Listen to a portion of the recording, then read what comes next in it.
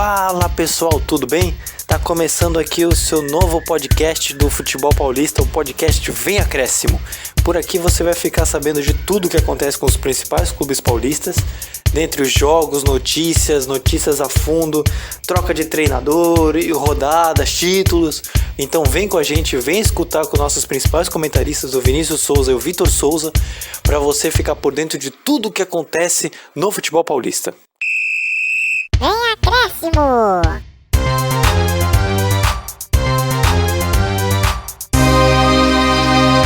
Olá pessoal, está começando o podcast Vem Acréscimo e já vamos passar aqui o resumo que vai ser do programa. Vamos começar falando do Palmeiras e a polêmica no jogo contra o Flamengo, depois vamos passar para o São Paulo para entender a crise no clube, falar do Santos e esse empate no fim de semana e fechar com o Corinthians para saber se Casares vai dar certo. E para esse programa não estou aqui sozinho, estou com a minha dupla dinâmica, a dupla Batman e Robin aqui dos comentários do podcast. Estou aqui com o Vitor Oliveira, o Vinícius Souza. Fala aí, Vitor, como é que você está? Boa tarde, Luiz. Boa tarde, Vinícius. Expectativa muito boa. Eu estou muito bem. E teremos muitos assuntos para tratar hoje. E aí, Vini, como é que você tá?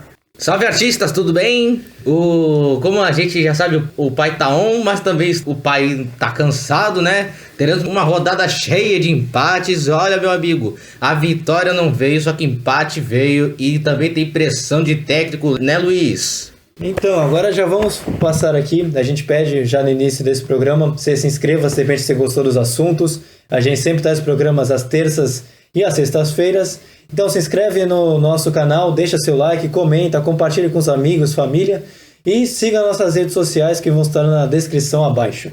E também para você que quiser ouvir do seu time, vamos deixar as descrições dos minutos exatos, que vão falar de São Paulo, Corinthians, Palmeiras e Santos. Fizeram toda uma sacanagem antes do jogo, fizeram a gente ficar esperando aqui, uma falta de respeito sem tamanho conosco aqui do Palmeiras, né? Que seguimos com 100% o protocolo, né? Mexe com a nossa cabeça, não é um jogo normal. A gente não entrou pra jogar um jogo normal, né? Depois de tudo que aconteceu, joga, não joga. Eu acho que tem que reaver conceitos aqui no Brasil, infelizmente, né? E as pessoas têm que falar, não tem que ter medo de falar porque é um clube ou outro clube, né? Quando tá errado, tá certo? Então, não é um jogo normal. A gente tá debaixo de 40 graus, não sei como que tá aqui a situação, como eles também, né? E assim como nós, eu creio que eles também têm uma cabeça a mil. Não é um jogo normal. Então, acho que tem que rever conceitos. Já escutamos aqui a frase polêmica do Felipe Melo, que ele falou sobre o jogo do jogo do Palmeiras e Flamengo. A gente sabe que esse jogo, com toda essa polêmica, não foi nem por causa da partida, apesar de ser um grande confronto, por ser dois times que têm dinheiro, que cresceram muito nos últimos anos economicamente. Essa partida envolveu muito mais do que só o dentro das quatro linhas, por causa que teve toda a polêmica dos jogadores do Flamengo com Covid. O time do Flamengo tentou impedir que o jogo acontecesse até o último momento, mas a partida, no fim das contas, 10 minutos antes do confronto, a decisão saiu e o jogo acabou nem começando 4 horas, acabou começando mais 4h30. E vou começar falando aqui com o Vinícius. Eu queria que ele comentasse um pouquinho a respeito dessa polêmica que houve, porque isso foi o grande assunto desse fim de semana, não se falava de outra coisa, você acessava os mais variados programas esportivos e só via com relação a isso. Vini, vamos falar da polêmica, explicar, a gente comentou um pouco no programa de sexta-feira, a gente vai deixar um card aqui em cima a respeito dessa polêmica. E, Vini, o que aconteceu mais nesse fim de semana? Aconteceu alguma coisa de diferente que a gente não comentou no programa sexta? O que você pode acrescentar de mais informações a respeito disso? Bom, é que assim, nessa polêmica havia começado lá no Equador, quando o Flamengo já não tinha seus principais jogadores e mesmo assim jogou desfalcado contra o Barcelona de Guayaquil e ganhou por 2-1. Aí, no desenrolar das coisas, aí passou, saindo de Equador, foram pro Brasil. Aí começaram com a batalha de se adia, suspende, se cancela o jogo. Aí foi uma confusão danada, porque o Flamengo tentou ir no STJD, foi pra CBF e não teve jeito, não conseguiu anular o jogo. Só foram pegar o sindicato dos clubes do Rio de Janeiro, foi aí que eles conseguiram uma liminar para suspender o jogo. Até aí, tudo bem, o jogo estava adiado. Aí quando chegou no sábado, Maurício Gagliotti foi nas redes sociais e falou: a gente pode paralisar o campeonato se eles não entrarem em campo, que etc. Aí no domingo foi uma batalha, foi uma guerra mundial, entre aspas. Foi aí que começou, tipo, vai ter jogo, não vai ter jogo. Só que aí, no domingo de manhã, noticiaram que o Flamengo já estava na capital paulista. E até aí, a CBF pressionando, falando assim, vai ter jogo, vai ter que ter jogo, que não sei o quê. E até aquele certo momento o jogo ainda estava suspenso. Aí do que acontece? Quando deu 3 da tarde, o trio de arbitragem, o elenco do Palmeiras, eles já estavam no Allianz fazendo o aquecimento. Só que nesse exato momento, o Flamengo já estava saindo do hotel, onde eles estavam hospedados. E até esse ponto, eles não haviam confirmado se iria ter jogo ou não. Só foram confirmar que o jogo ia acontecer por volta de 3h43 da tarde de domingo, por aí, que confirmaram que vai ter o jogo. E até aí, o elenco do Flamengo, nessa altura, já estava no Allianz, só que já estavam fazendo seu aquecimento. Aí quando deu 4 da tarde, que era para ter começado o jogo, o Flamengo ainda estava no vestiário, fazendo sua última preleção, falando o que se deve fazer. E informaram que o Flamengo só iria entrar em campo por volta de 4h20.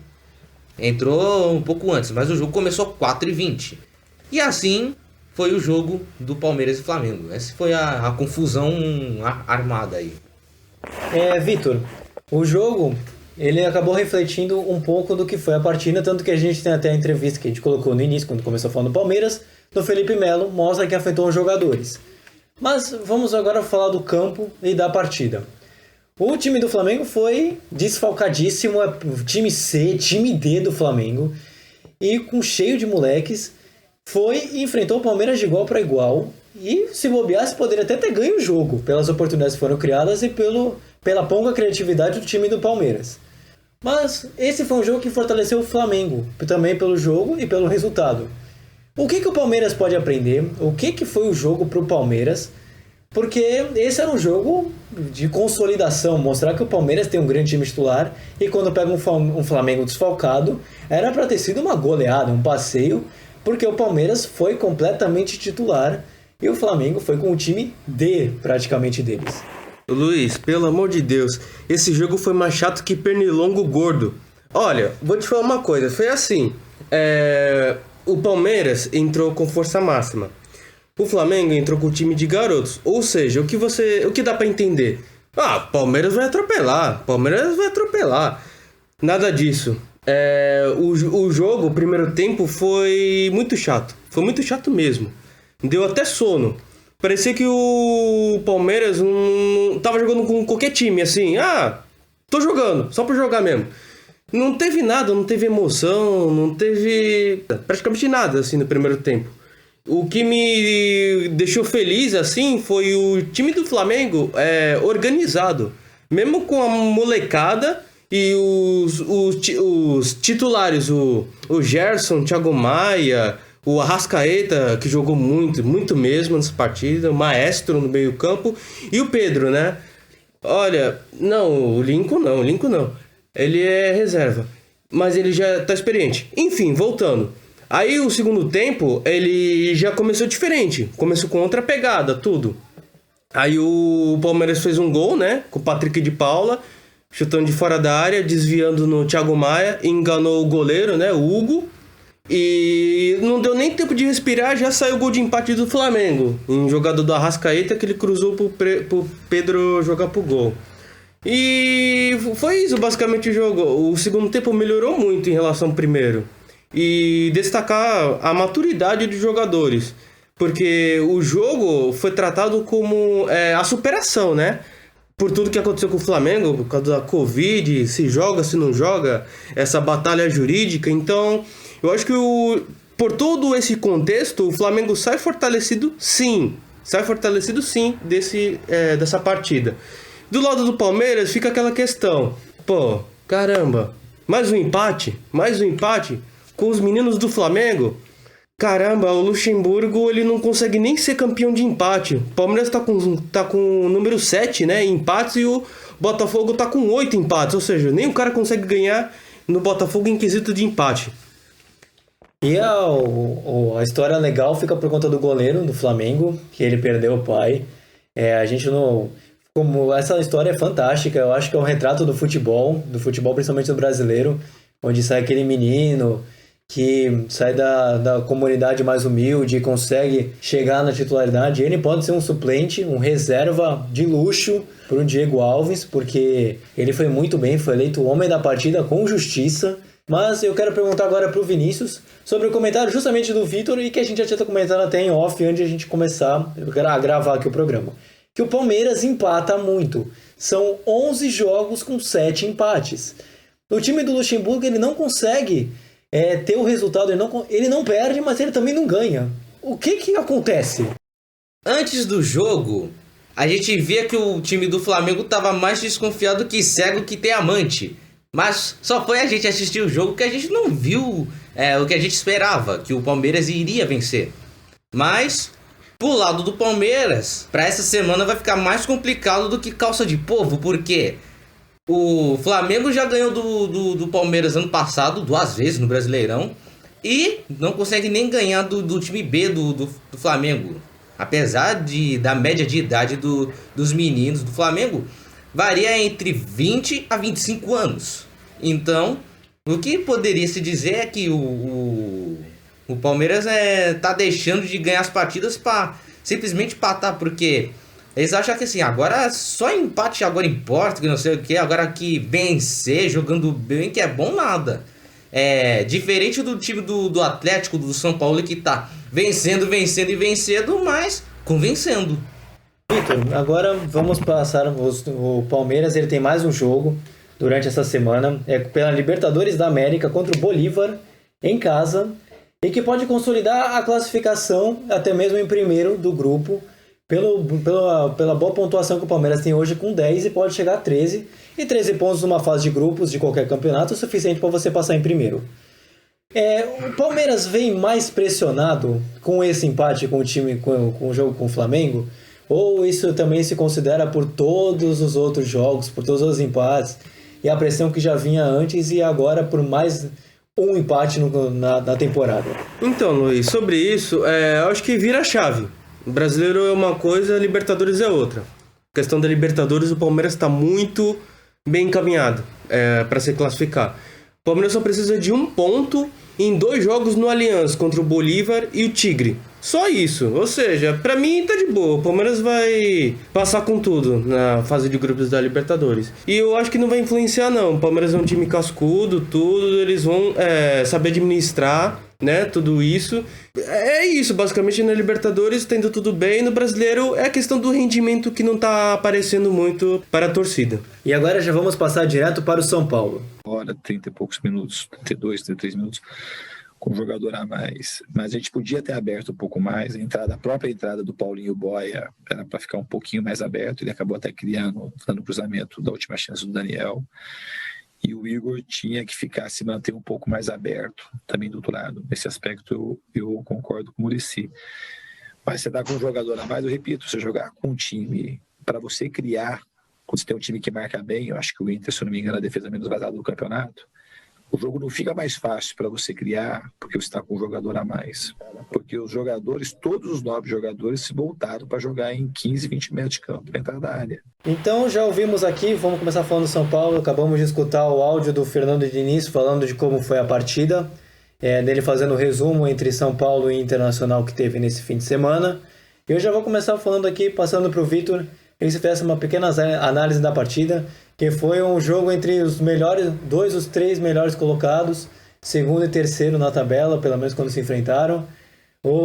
E o jogo fora de casa foi positivo para o São Paulo. O que você achou? Faça a sua análise e comente aí a situação de como foi.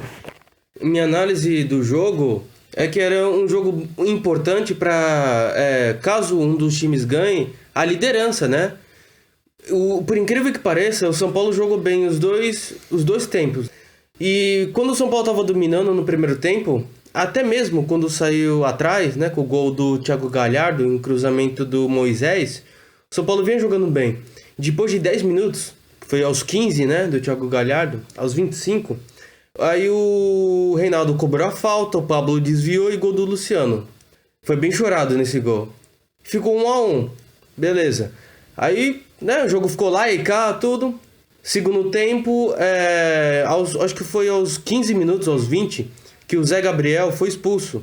Ele deu uma entrada muito forte no Igor Gomes e acabou saindo, né? Foi expulso. Olha, por incrível que pareça que eu vou falar, mas vendo esse São Paulo atual jogando, eu olhei para aquela situação e falei, mano, o cara foi expulso, eu acho que esse placar 1-1 vai ficar até o final. Mano, não deu outra. O São Paulo tentava e não conseguia. Também méritos do Marcelo Lomba, que salvou o São Paulo 3 vezes. Em chute do Igor Gomes, a cabeçada do Daniel Alves e o chute do Igor Vinícius. O resultado em si foi muito bom pro São Paulo. Pô, você tá jogando com o Inter, lá no Sul, vindo com empate na bagagem, foi ótimo para pretensões no campeonato. E basicamente é isso, o São Paulo jogou bem a partida, só que não conseguiu ser eficiente e aproveitando que o São Paulo tinha um a mais em campo. Vinícius, a partida foi equilibrada, o Vitor ele colocou que o São Paulo foi bem nos 2 tempos, mas com 1 a menos, por mais que o resultado fora de casa seja positivo, não dava para o São Paulo sonhar mais e tentar conseguir a vitória, o Fernando Diniz de repente colocar o time mais para frente, porque até mesmo na transmissão, o Muricy Ramalho ele criticou o Fernando Diniz porque ele atacava só pelo meio e não pelas pontas, ele dificilmente alterava jogadas. Você acha que o Fernando Diniz de repente ele está muito preocupado com o resultado? O que você achou? Você acha que o São Paulo deve ter conquistado mais? Dava mais sim, Luiz, porque jogar contra o Inter já é uma tarefa difícil. Agora imagina agora sendo líder, porque o Inter, a gente viu que ultimamente vem empatando, perdendo, só ganha de vez em quando, mas meu irmãozinho, essa partida dava pra ganhar mesmo. E também só um acréscimo que eu quero falar, é que teve um lance que eu fiquei que eu não entendi basicamente, né? Foi uma falta, o Inter inteiro estava na barreira e na ponta direita dentro da área tinha um jogador do São Paulo, na ponta esquerda tinha o Brenner estava livre, o Daniel Alves cobrou na barreira. Eu fiquei olhando e falei, mano, por que ele não tocou pro lado? Eu fiquei pensando, falei, fazer o quê, né? Escolha do cara, mas o cara podia ter tocado pro lado, em vez de cobrar falta assim, porque o cara tava livre. A barreira inteira do Inter, a barreira do Inter, o time todo tava lá. E o Brenner tava livre. Ou seja, por que ele não rolou pro cara e o cara chutava de primeira pro gol? Entendeu? Foi esse lance que eu fiquei meio me questionando. Falei, mano, por quê? Por que ele tomou essa decisão? Mas a gente não sabe o que acontece no meio do jogo. Aproveitando já que você fez o comentário, se você puxar as estatísticas dos últimos jogos, a última vitória do São Paulo foi contra o Fluminense, dia 6 de setembro, que foi no domingo. Passado esse jogo, foram 5 jogos contra o Bragantino, contra o Santos, contra o River, contra a LDU e agora contra o Internacional.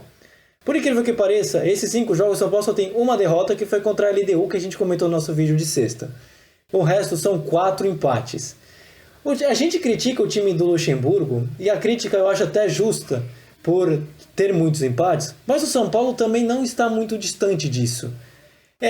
Aponta-se o culpado, alguém é culpado, é o Fernando Diniz, é os jogadores, é o time, são os jogos. Convenhamos, esses jogos que o São Paulo jogou não são fáceis. Mas, poxa, são 5 jogos com 4 empates e 1 derrota. E agora vai enfrentar, depois a gente vai comentar, contra o River Plate na Argentina. Mas, com 1 a menos, você não acha que era para o São Paulo, de repente, ter ganhado e acabado com essa sina? Então, Luiz, respondendo sua primeira pergunta, eu acho que dessa sequência do São Paulo, dos males o menor. Ainda bem que empatou essas partidas do Brasileirão, que senão a situação tava muito mais feia. Eu acho que não é que o erro é do Fernando Diniz, mas é erro sim do Fernando Diniz. Porque assim, dependendo do time adversário que o São Paulo vai enfrentar, ele tem que escalar os jogadores de acordo com aquele time. Ou seja, o estilo de jogo que o Fernando Diniz quer propor no São Paulo não vai funcionar, contra Santos, contra Inter, que são times mais agressivos, que eles pressionam bastante.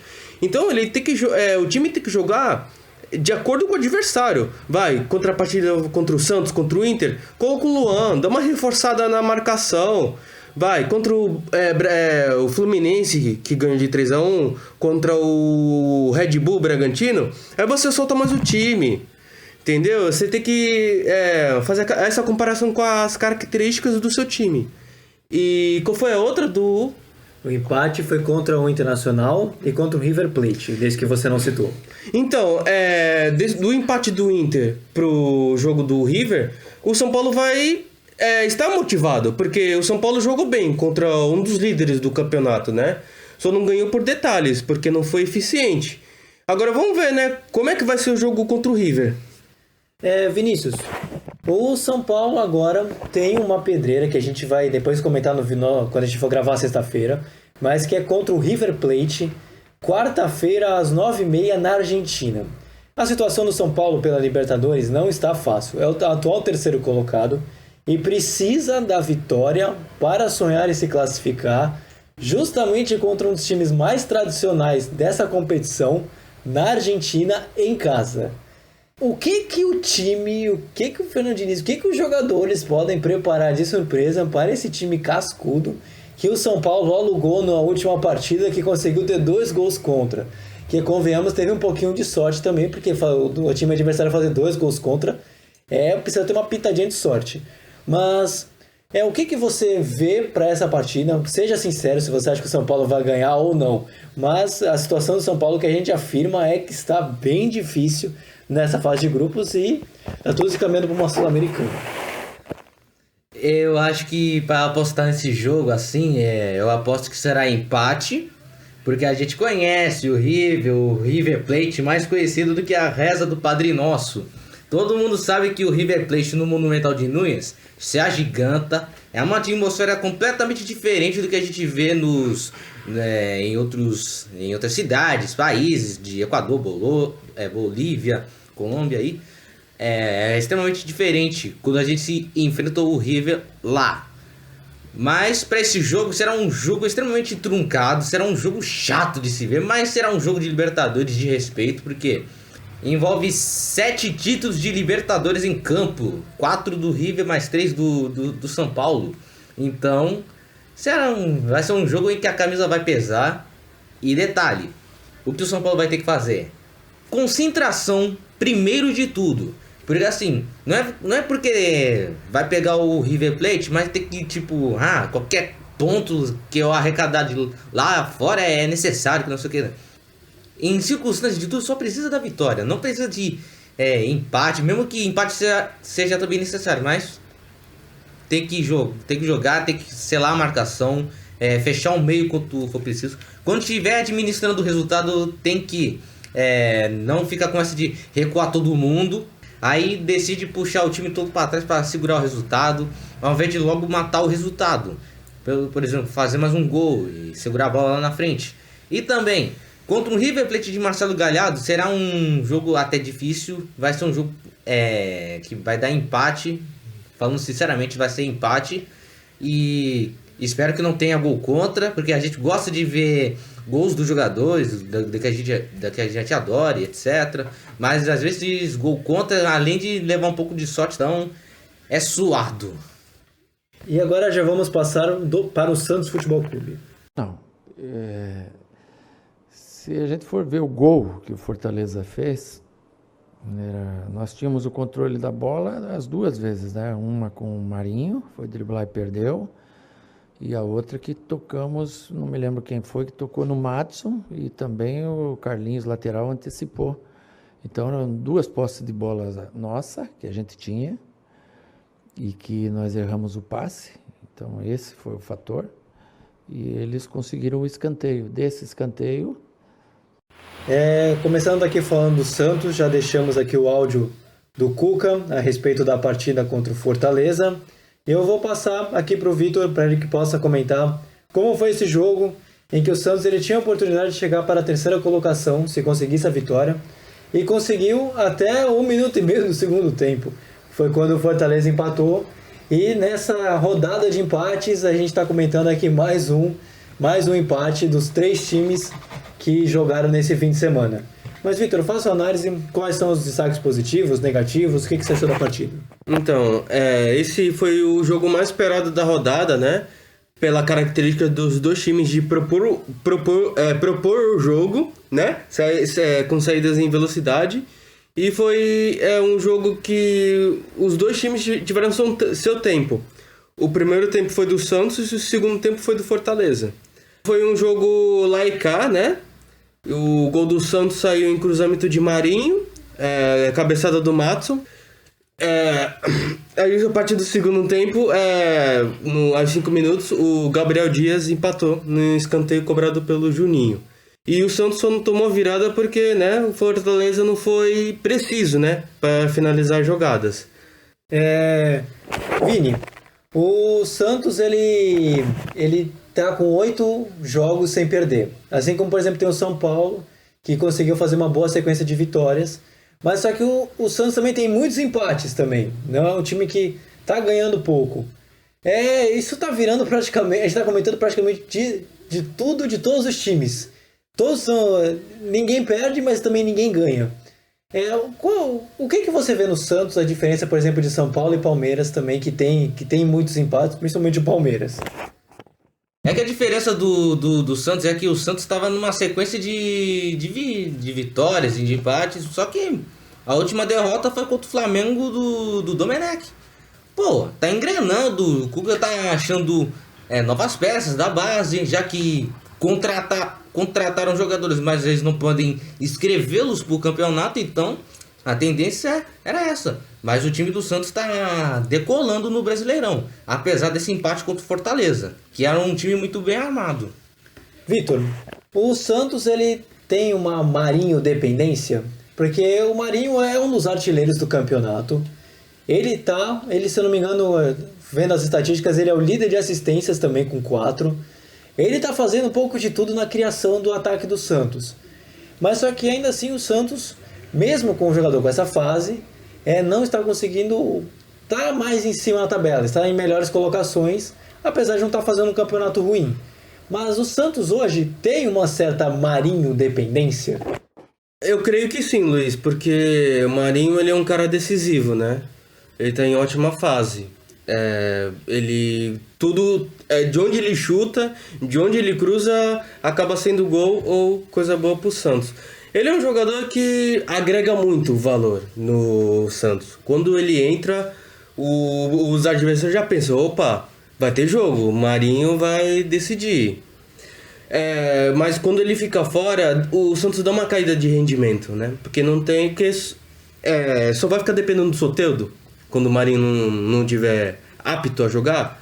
Não, mas quando os dois estiverem juntos, vai ser o arco e flecha. Os dois, eles dão muitos bons frutos pro Santos.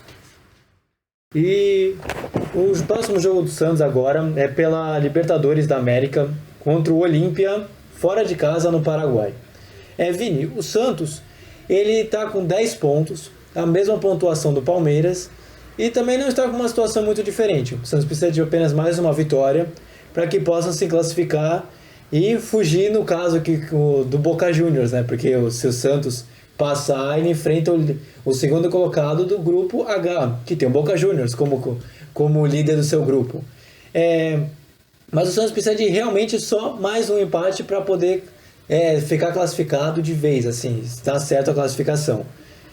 Apesar de ser um jogo fora de casa, você acha que o Santos pode talvez ter o mesmo resultado do São Paulo, que é um empate, apesar do São Paulo, quando a gente comentou, precisava da vitória? No caso do Santos, essa tarefa de empatar vai ser mais fácil do que fazer a tabuada de 1. Porque será um jogo que, tipo, mano, ou empata e garante a classificação, ou vence, jogando bem, trazendo mais 3 pontos e jogando peso pro adversário para a última rodada. Então será um jogo para administrar mais um empate. Passando agora para o Corinthians, dessa vez a gente não vai ter frase, porque o Corinthians não jogou esse fim de semana, então dessa vez vai ficar um meio vazio, infelizmente para o torcedor do Corinthians, Mas o que não é tão triste assim pro torcedor é o anúncio do Casares. A dupla que quer fazer a dupla no Atlético Mineiro, agora vai fazer dupla no Corinthians. E eu vou perguntar aqui pro Vinícius, ele, nosso analista, vai fazer o que você acha, o que você espera do Casares, pelo que ele jogou no Atlético Mineiro, pelo que você espera dele, com a camisa do Timão. A gente espera que o Casares se adapte bem ao Corinthians, porque a gente vê que o Otero conseguiu se adaptar rapidamente num clube que pressiona, que é um clube que vem de títulos recentes, tricampeonato paulista, Brasileirão. O Casares também, ele tá também entrosado com o Scorpion, o Otero, que chegou recentemente e fez gol na semana passada contra o Bahia. Mas a gente espera que o Casares se adapte bem no meio de campo também. A gente espera que a dupla Casares e Otero se firme no Corinthians. Apesar do Corinthians também estar se remontando com meninos da base, o Jô com o Bozelli, tendo o Corinthians saindo dessa má fase. A gente espera que os problemas extracampos do Casares não atrapalhem nessa passagem no Corinthians. Vitor, diferentemente dos outros clubes, de todos os outros times paulistas que a gente se tratou, o Corinthians é o único que realmente teve uma semana completa de trabalho. Isso é positivo para o Coelho porque ele pode colocar algumas ideias que ele pretende no time. Mas dá para esperar um jogo legal agora, que a gente depois vai tratar melhor contra o Atlético de Goiás, porque teve uma semana inteira, coisa que nenhum dos outros times paulistas tiveram nessa semana? Então, Luiz, caraca, como é que eu posso dizer? Tipo, o Corinthians tem que abrir o olho, né? Porque vai ser um jogo muito difícil. A cobrança vai ser maior caso não vença. Justamente por isso que você falou. Eles já estão há bastante tempo treinando, né? E esse jogo do Corinthians contra o Atlético Goianiense vai ser mais difícil do que fazer prova de matemática sem calculadora. Olha, o Corinthians tem que abrir o olho. O Atlético Goianiense do Mancini tá jogando muito bem. Troca de passes muito rápida. O Janderson, né, tá jogando. A zaga, o meio campo, o ataque, tá tudo se conectando. Os caras estão jogando bem. E é melhor o Corinthians ganhar.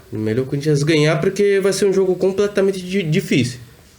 E só mais um detalhe, que o Vitor falou que o Janderson está sendo destaque do Atlético. Ele não vai poder jogar contra o Corinthians nem no primeiro nem no segundo turno, porque questão contratual. Ele tá emprestado ao Atlético, mas ele tem um contrato no contrato que ele não pode enfrentar o ex-clube. E assim o Corinthians havia feito isso com vários atletas, fez com o Madison, que foi pro Fortaleza, fez com o próprio Janderson. E, pelo que eu me lembro, só esses jogadores mesmo. E Vini, o Corinthians agora, se conseguir essa vitória, o Vitor ele fez a análise, falou que se ganhar um grande resultado para o Corinthians. E isso pode implicar numa recuperação para o campeonato, porque o Corinthians, por mais que fosse um jogo contra o Sport vinha numa boa sequência, a expectativa é que o Corinthians fosse conseguir arrancar pelo menos um ponto fora de casa. E perdeu o jogo. E colocou mais pressão no time de Itaquera. E agora, como é que fica agora a situação do Corinthians se ganhar do Atlético de Goiás? É uma recuperação? Se o Corinthians ganhar do Atlético de Goiás, vai ficar mais forte do que sapato de padre. Esperamos. Porque o Corinthians ultimamente tem usado a base, tem usado o Coelho, que também tá dando liga no time, tá dando cara para o Corinthians. Deu para sentir uma leve diferença entre o Corinthians de Thiago Nunes e pro Corinthians de Coelho. Porque a gente tá vendo um time que está atacando muito, tem um dos melhores ataques do brasileiro, mas também tem uma defesa que está sendo extremamente vazada. Então a gente espera que o Corinthians, assim, nos próximos jogos, consiga engrenar no campeonato. Então, Vini, é que naquele momento, eu só vou colocar um acréscimozinho. Que naquele momento que eu falei do Janderson, é que eu falei que ele era um dos destaques do time, não que eu falei que ele ia jogar. Bem como você falou no programa passado, que ele não vai jogar contra o Corinthians por ser jogador do Corinthians emprestado. Naquele momento eu só falei que ele era um dos destaques do Atlético Goianiense no ataque. Obrigado, pessoal, por ouvir mais esse podcast. A gente pede para que você se inscreva no nosso canal também. A sua inscrição, o seu like, seu comentário vale muito para a gente. Saber seu feedback, o que você está achando do nosso programa, dê sugestões de temas, programas diferentes, o que você sente para a gente colocar. E agradeço ao Vitor, agradeço ao Vinícius por mais essa gravação. A gente vai deixar aqui na descrição nossas redes sociais, nossos perfis pessoais, o Instagram do nosso podcast, o nosso Anchor, Google Podcast, Spotify, entre outras plataformas que vocês podem nos ouvir. E Vini, eu sei que você quer deixar sua frase, então pode falar. Chegou aquele momento de acréscimo no programa, que é o da frasezinha do programa. Então, a frase de hoje é: técnico bom é aquele que não atrapalha. Então é isso, gente. Encerramos o programa e que a próxima rodada não seja cheia de empates. Esperamos. Então é isso. Tchau, tchau, gente. Valeu pela conversa. Boa semana a todos. Vamos ver, né? Como é que vai sair essa rodada. E a gente agradece em nome do programa por você que nos ouviu. E a gente volta sexta-feira, dessa vez no novo formato em vídeo. E a gente volta sexta-feira. Fica atento às nossas publicações nas nossas redes sociais. E valeu, gente. Fui! Tchau, Brasil! Tchau!